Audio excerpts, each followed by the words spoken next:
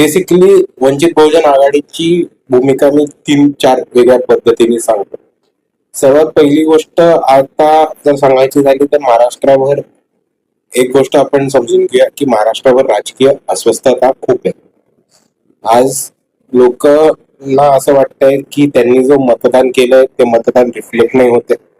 हे एका बाजूला ईव्हीएम वरती शंका लोकांच्या बाजूने येते, दुसऱ्या बाजूला पुढच्या इलेक्शन मध्ये SIRच्या वतीने जो गोळ होणार त्याच्याबद्दल लोकांच्या मनामध्ये खूप शंका आणि भीती आहे की SIR मुळे आपलं नाव कापलं जाईल का, वोटिंग करता येईल का. त्याच्याहून मोठी खळबळ ही महाराष्ट्रामध्ये अजून एका कारणामुळे झाली की लोकांना एका बाजूला वाटतच आहे की मतदान केलेलं खऱ्या ठिकाणी गेलंय का, SIRचा प्रश्न आहे. पण दुसऱ्या पक्ष आपण जर विपक्षाची गोष्ट बघितली तर लोकांनी ज्या लोकांना निवडून दिलंय म्हणजे भाजप नको म्हणून जो पर्याय लोकांनी निवडलाय तोच पर्याय भाजपमध्ये आपल्याला जाताना दिसतोय. 2020 मध्ये 2021 मध्ये शिवसेना फुटली. शिवसेनेचे निवडून आलेले आमदार खासदार हे भाजपमध्ये गेले. त्याच्यानंतर 2023 मध्ये राष्ट्रवादी काँग्रेस फुटली. लोकांनी भाजपच्या विरुद्ध निवडून दिलेले आमदार खासदार हे परत भाजपमध्ये गेले. त्याच्यानंतर 2024 मध्ये जे महाविकास आघाडीचे आमदार आणि खासदार निवडून आलेले त्याच्यात आपण बघितलं असेल की 6 शिवसेने उभाटाचे खासदार हे भाजपमध्ये गेलेत. काही आमदार हे भाजपमध्ये जाण्याच्या वाटेवरती आहेत. त्याचबरोबर आज जर आपण दिल्लीतल्या घटना बघितल्या तर आजच सुप्रियाताई हे महाराष्ट्राच्या 8 खासदारांना घेऊन नरेंद्र मोदीची भेट केल्या गेले. त्यांनी पब्लिकली काल प्रेस स्टेटमेंट करून सांगितलंय की ही जी चर्चा होतीये ही महाराष्ट्राच्या डेव्हलपमेंट बद्दल आहे, पण ते सर्रास खोटं आहे. आजची जी चर्चा होतीये ती भाजपला डिलिमिटेशन बिल कसं पास करता येईल त्याची मदत करण्यासाठी ही राष्ट्रवादीच्या खासदारांबरोबर ही बैठक झालेली आहे. आणि तेच बघत असताना दुसऱ्या बाजूला चर्चा ही कायम चालूच आहे की राष्ट्रवादी काँग्रेस शरद पवार गट हे भाजप बरोबर जातील किंवा भाजप बरोबर विलीन होतील किंवा अजित पवार गटामध्ये विलीन होऊन ते भाजप बरोबर जातील. दुसऱ्या बाजूला आपण जर बघितलं तर सुप्रियाताईच्या ज्या मुलीचं लग्न झालंय ते लग्न एका कट्टर RSS BJP फॅमिलीमध्ये झाले. त्यांचेच जे वडील होते ते विधान परिषदेला उभे होते आणि राष्ट्रवादींनी त्यांच्या विरुद्ध आमदार म्हणजे विधान परिषदेच्या आमदारकीला तिकीट न उभं करता त्यांना बिनविरोध नागपूरमधनं विधान परिषदेवरती पाठवण्याचं काम केलं. तर आपल्याला एका बाजूला दिसतं की भाजप महाराष्ट्राला लुटतोय. महाराष्ट्राची जी काही मागच्या वर्षामध्ये वाईट परिस्थिती झाली ती भाजपच्या राजकारणामुळे झाली. आणि दुसऱ्या बाजूला जे भाजपला विरोध करण्याचं नाटक करतात त्यांनीच पडद्यामागनं भाजपशी हात मिळवणी केली. आणि ह्या परिस्थितीमध्ये वंचित बहुजन आघाडीकडे खूप जास्त लोकांचा ओढ वाढतोय. आपण बघितलं असेल तर कालच्या एका दिवसात मी 3 वेगळ्या शहरांमध्ये पक्षप्रवेश कार्यक्रम घेतले. मुंबईमध्ये बाळासाहेबांच्या हस्ते 3 मोठ्या गटांचे पक्षप्रवेश झाले.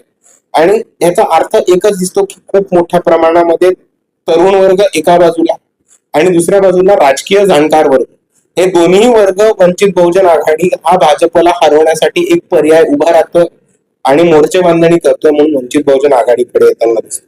दुसऱ्या बाजूला महाराष्ट्रामध्ये वंचित बहुजन आघाडीची परवाच नवीन कमिटी निवडून आली आणि आपण जर बघितलं तर ही कमिटी खूप यंग नवीन तरुण अशी आहे. आणि या देशामध्ये जेव्हा खूप मोठ्या प्रमाणात युवकांनी आणि जेनझींनी मागच्या एका महिन्यामध्ये राजकीय अस्वस्थता हलवून स्वतःचा एक राजकीय प्रतिसाद उमटून दाखवला आणि धर्मेंद्र प्रधानांचा राजीनामा घेतला आणि BJPला बॅकफूट वरती टाकलं, त्या परिस्थितीमध्ये जेव्हा एवढ्या मोठ्या प्रमाणात वंचितचे लिडरशिप ही युवकांच्या हातामध्ये येते तेव्हा खूप सारे युवक नॅचरली हे वंचितकडे आकर्षित होताना आपल्याला दिसतात. पण वंचित बहुजन आघाडी हे एकमेव राजकीय पक्ष आहे ज्यांनी मराठा वर्सेस OBC रिझर्वेशन वरती भूमिका घेतली. बाळासाहेब आंबेडकर 2022 पासून सातत्याने सांगत होते की OBCच्या ताटाला हात न लागता, OBCच्या रिझर्वेशनला कोणत्याही प्रकारचा धक्का न लागता मराठ्यांना आरक्षण कसं मिळवता येईल याचा ब्लूप्रिंट बाळासाहेबांकडे आहे आणि बाळासाहेब सत्तेमध्ये गेल्यावर तो नक्कीच. जी लोक भाजप बरोबर आहेत त्यांच्याबरोबर आम्ही हात मिळवणं करत नाही ही आमची भूमिका आधीपासून राहिली.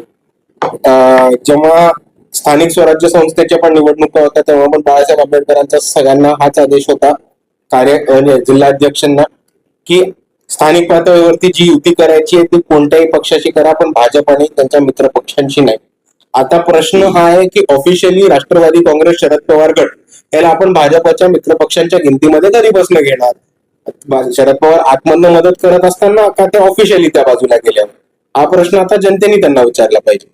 वंचित बहुजन आघाडीची भूमिका 14 एप्रिलला बाळासाहेब आंबेडकरांनी राजगृहावरती प्रेस घेऊन स्पष्टपणे सांगितली होती आणि त्यांचं हेच म्हणणं होतं की असंविधानिक, अँटी कॉन्स्टिट्युशनल किंवा संविधानाच्या विरोधात जे उपवर्गीकरण आहे त्याला आमचा संपूर्णपणे विरोध असणार आहे, हे ठामपणे बाळासाहेब आंबेडकरांनी भूमिका मांडली. दुसऱ्या बाजूला एक तरुण म्हणून मी ह्याला खूप मोठ्या अंगाने बघतो की भाजप जेव्हापासून सत्तेमध्ये आलं तेव्हापासून एक डिवाइड अँड रूल जे ब्रिटिश कालीन पॉलिसी होती ती अजूनही सत्तेमध्ये आली. 2014 मध्ये भाजप महाराष्ट्रात आणि भारतात सत्तेमध्ये आले तेव्हा अख्ख्या भारतामध्ये आणि महाराष्ट्रातही आपल्याला हिंदू वर्सेस मुसलमान अशी भांडणं ठिकठिकाणी पेटवताना आणि भाजपकडनं त्याला प्रोत्साहन देताना आपल्याला दिसतं. हिंदू वर्सेस मुसलमान संपलं नाही की 2022 मध्ये मराठा वर्सेस ओबीसी भाजपने महाराष्ट्रात पेटवलं. तो वाद अजून संपला नाही की उपवर्गीकरणाच्या वेळ बौद्ध वर्सेस मातंग हा वाद भाजपने मिळवला.